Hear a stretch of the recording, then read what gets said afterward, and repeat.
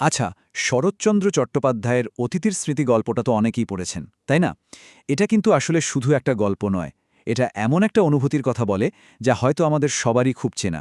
আজ আমরা একসাথে দেখব কিভাবে একজন মানুষ আর একটা নিরীহ প্রাণীর মধ্যে এমন একটা গভীর, অবিস্মরণীয় একটা সম্পর্ক তৈরি হয়েছিল। তো চলুন শুরু করা যাক। তো গল্পের শুরুটা হচ্ছে দেওঘরে। আমাদের গল্পের যে কথক, তিনি ডাক্তারের পরামর্শে হাওয়া বদলের জন্য ওখানে গেছেন। উদ্দেশ্য ছিল শরীরটা ঠিক করা। কিন্তু ওই নির্জন জায়গায় গিয়ে তিনি যা খুঁজে পেলেন তা হল একাকিত্ব, একেবারে গভীর একটা নিঃসঙ্গতা। তো ঠিক কেমন কাটছিল সেই একাকিত্বের দিনগুলো? ভাবুন তো, মস্ত বড় একটা বাগেন ঘেরা বাড়ি, চারপাশে পাখির ডাক, সবুজ সবকিছু আছে, কিন্তু মনটা একদম একা। পাশে বসে দুটো কথা বলার মতো কেউ নেই। সময় যেন আর কাটতেই যায় না। দিনগুলো কেমন যেন লম্বা, শান্ত আর ভীষণ সঙ্গীহীন। কিন্তু এই যে একটা নিঃসঙ্গ জীবন, এর মধ্যেই হঠাৎ একটা মোড় আসে। এমন একজনের আগমন হয় যার কথা তিনি হয়তো কখনো ভাবেনি না। কে হতে পারে বলুন তো এই নতুন সঙ্গী, যে কিনা লেখকের এই একঘেয়ে জীবনে একটা নতুন রঙে ছোঁয়া নিয়ে আসবে? হ্যাঁ, সেই অতিথি আর কেউ নয়, একটা কুকুর।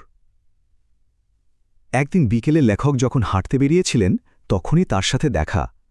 বয়স হয়েছে ঠিকই, কিন্তু ওর চেহারার মধ্যে একটা অদ্ভুত শক্তি ছিল, একটা আভিজাত্য ছিল।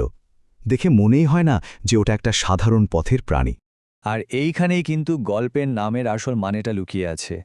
দেখুন, লেখক কুকুরটাকে কিন্তু পোষ্য হিসেবে দেখেননি, দেখেছেন একজন অতিথি হিসেবে। কেন? কারণ এই অতিথি হয়তো খুব অল্প সময়ের জন্য এসেছিল, কিন্তু তার স্মৃতি লেখকের মনে চিরদিনের জন্য একটা ছাপ ফেলে যাবে। আর জানেন, এই প্রথম দেখাটা খুব তাড়াতাড়ি একটা গভীর, নীরব বন্ধুত্বের রূপ নেয়। ওদের মধ্যে না একটা দারুণ সুন্দর রুটিন তৈরি হয়ে গিয়েছিল। প্রতিদিন বিকেলে লেখক হাঁটতে বেরোতেন, আর কুকুরটা তার সঙ্গী হতো। গেটের বাইরে একদম চুপ করে অপেক্ষা করত সে। লেখকও কিন্তু ওর জন্য খাবার বাঁচিয়ে রাখতেন।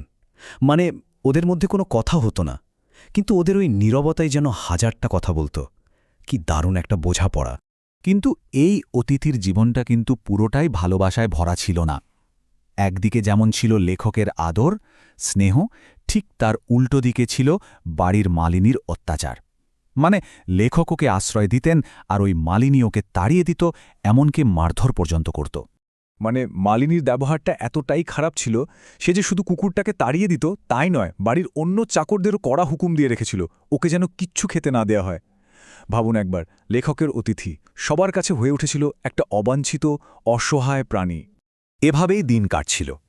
কিন্তু এবার লেখকের দেওঘর ছেড়ে যাওয়ার সময় হয়ে এলো, আর তার সাথেই যেন বেজে উঠল বিদায়ের একটা করুণ সুর।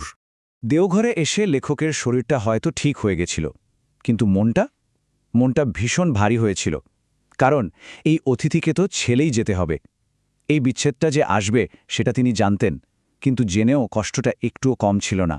আর যাওয়ার দিনে সেই দৃশ্যটা, ওফ, সে এক হৃদয় বিদারক ব্যাপার।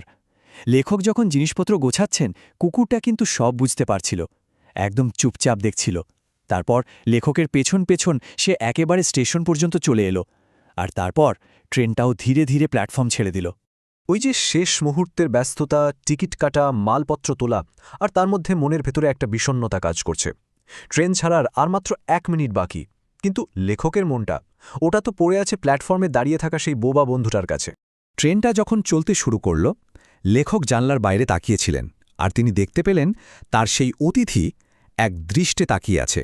ওর সেই করুণ, স্থির দৃষ্টি, ওই চাহনিটা লেখকের মনে সারা জীবনের জন্য গেঁথে গিয়েছিল। যাত্রা তো শেষ হয়ে গেল, কিন্তু সেই অতিথির স্মৃতি, সেটা লেখকের মনে চিরস্থায়ী হয়ে রইল। দেওঘরের সেই দিনগুলো হয়তো ফুরিয়ে গিয়েছিল, কিন্তু ওই নিরীহ প্রাণীটার নীরব ভালোবাসা আর ওই যে বিদায়বেলার করুণ চাহনি, ওটা লেখকের জীবনের একটা অংশ হয়ে গেল। একজন ক্ষণিকের অতিথি, কিন্তু রেখে গেল এক অনন্তকালের স্মৃতি। এই গল্পটা শেষ পর্যন্ত আমাদের কাছে একটা গভীর প্রশ্ন রেখে যায়, তাই না? আচ্ছা, কিছু সম্পর্ক কি সত্যি সময়ের মাপে বাধা থাকে, নাকি মাত্র কয়েকদিনের একটা পরিচয়ও জীবনের সবচেয়ে গভীর, সবচেয়ে দীর্ঘস্থায়ী স্মৃতি হয়ে থেকে যেতে পারে?